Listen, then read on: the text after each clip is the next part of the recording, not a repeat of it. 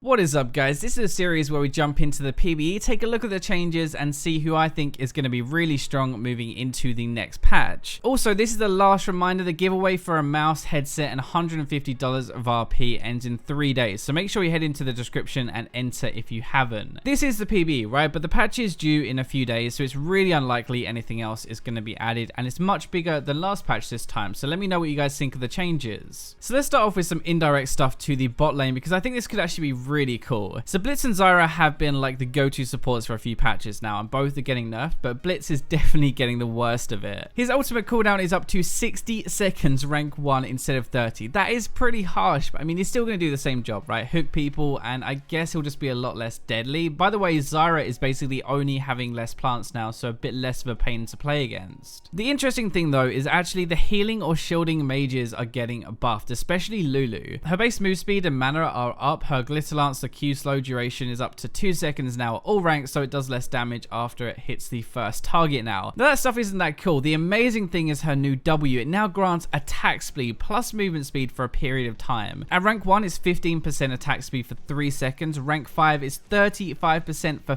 4 seconds. That is absolutely insane. We are already shifting into more of an auto attack AD carry meta, right? Ashe, Jinx, Caitlyn, Sivir, Kog'Maw, and I think this might just go over the top. In my opinion, I think Lulu might actually become pick or ban worthy. On its own, it is kind of pretty insane anyway, giving a Kog'Maw even more attack speed. Plus then you have the Pix damage as well, which adds onto per auto, the shield, the ult, and suddenly you have this AD carry buffing machine. Pix damage is actually really underrated. The amount of damage that comes off of that when it's applying on someone who's attacking very quickly is actually really insane. But as if that wasn't enough already, Ardent Sensor and a bunch of other defensive support items are getting buffed this patch. So Ardent Sensor and Crucible are the main ones. The Ardent Sensor is probably the bigger one, honestly. 200 more gold, but 60 AP now. Slightly less mana regen, but this stat introduced plus 15% shield and heal power. Crucible is also going to have this, so 100 gold more, but now plus 15% heal and shield power as well. The thing that I think will be absolutely broken is the new Ardent Sensor on Lulu. So you get a bit of shield now, more AP, 15% attack speed, and 30 magic damage on hit, which I've already talked about in another video, just how strong that 30 damage is. Then we get the extra attack speed, move speed, picks damage, and shields from Lulu herself. On auto-attacking champions, especially Kog'Maw and Jinx, maybe even Vayne as well with this, will be absolutely ridiculous. It's also a little bit of a buff to like Nami, Soraka, Sona, maybe even Janna. These can do a bit more with their shields, but also the Blitzcrank nerf, who's like the #1 counter to mage supports, is not going to be as good now. If he hooks you the first time, you're probably still screwed, but if you can survive that, then he's not going to have his ult as often, which means less pressure and more likely to survive. Before we move on from the bot lane, I think AD wise, like Jinx, Ashe, Kog'Maw will be even better now, with Jhin and Miss Fortune also being really strong as this kind of like AD caster type. As like a side note, I think Jhin is really good right now. There are quite a few changes to solo laners as well now, so we might actually finally see these top tier ones knocked down a peg, which will be nice. This first one though, I'm not too sure what to make of this change to Vlad, but it seems kind of scary actually. I know technically this is supposed to be a nerf. The health is giving less AP now and base damage is down on his Q, but the AP is giving more health now and his AP ratio is up. It's definitely trying to encourage Vlad players to build AP, but to me that's kind of even scarier. Like, I can deal with a Vlad who is like an off-tank damage source, but now if he builds AP, he gets more health from it and does more damage. That is not like a good idea. It's definitely a good thing to move away from building tanky and killing people, but now we're building damage and getting tankier, which is kind of terrifying. In my opinion, like Proto Bell, Zhonya, Visage, Vlad will now be a serious problem, and probably more at low elo as well actually. Like the one-shot combo you have and a ton of health, nobody wants to see that. Before at least he kind of did sustain damage, right? Like short bursts of damage, I guess, that made him a little bit less effective at lower ranks, but this should be even easier to play now. Ult EQ and someone is going to die. We'll have to see how this one pans out properly in games, but I think this is aimed more at like the Spirit Visage Rush than anything else. Like if you get that first item, you will do quite a bit less damage, but after that, or if you get AP first, you'll be more of a problem. I honestly think, by the way, if you're bronze, silver, or gold, this is definitely the patch you want to learn to play Vlad and get yourself some free low.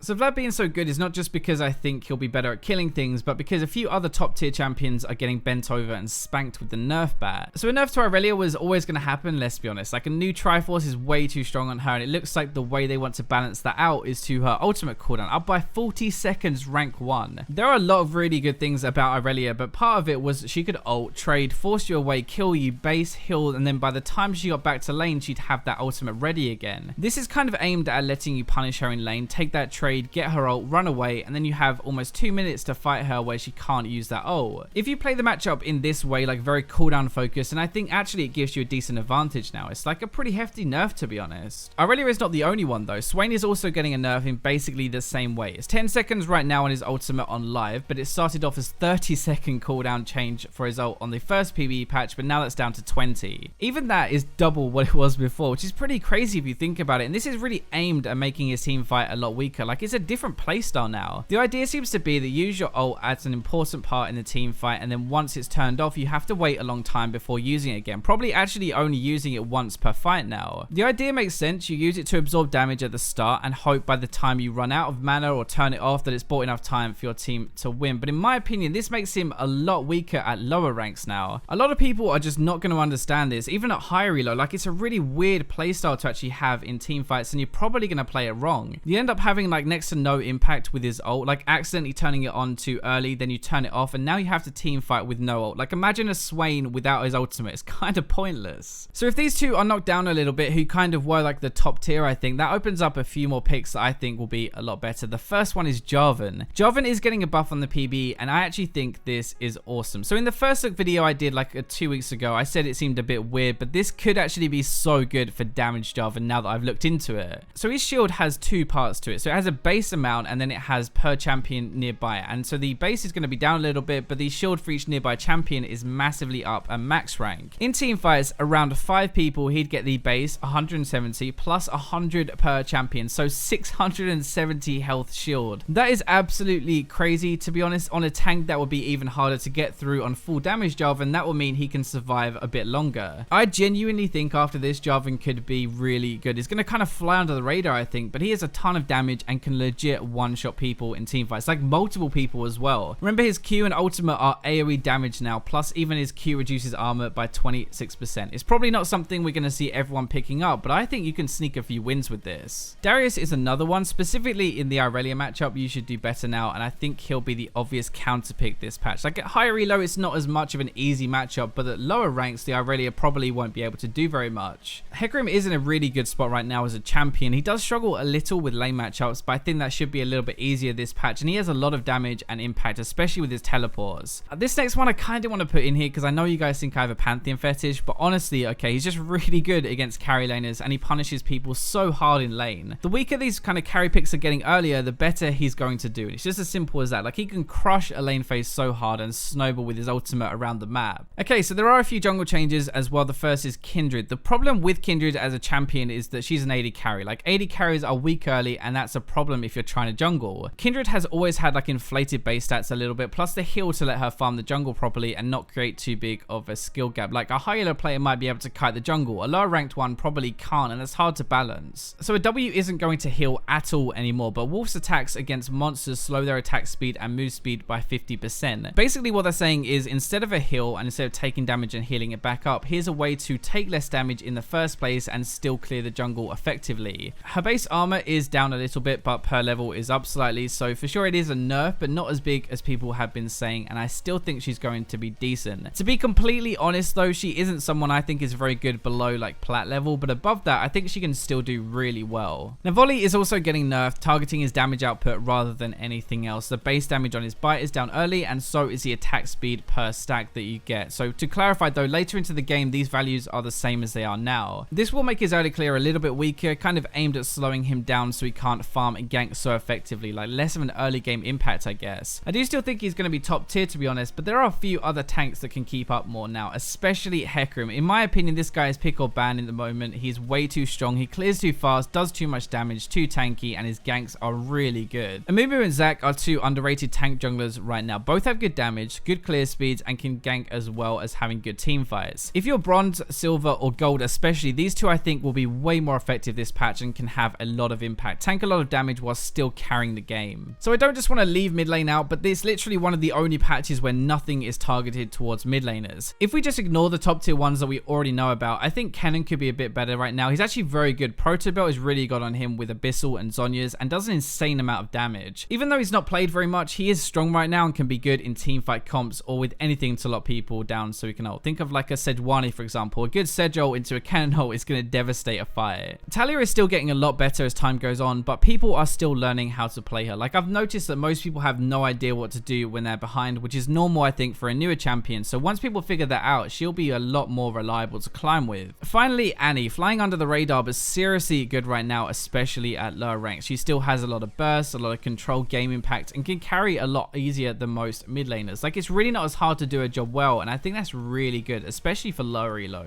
Anyway, I hope you guys enjoyed the video. Remember to like, subscribe, comment, and share, but for now, let's go to the robots.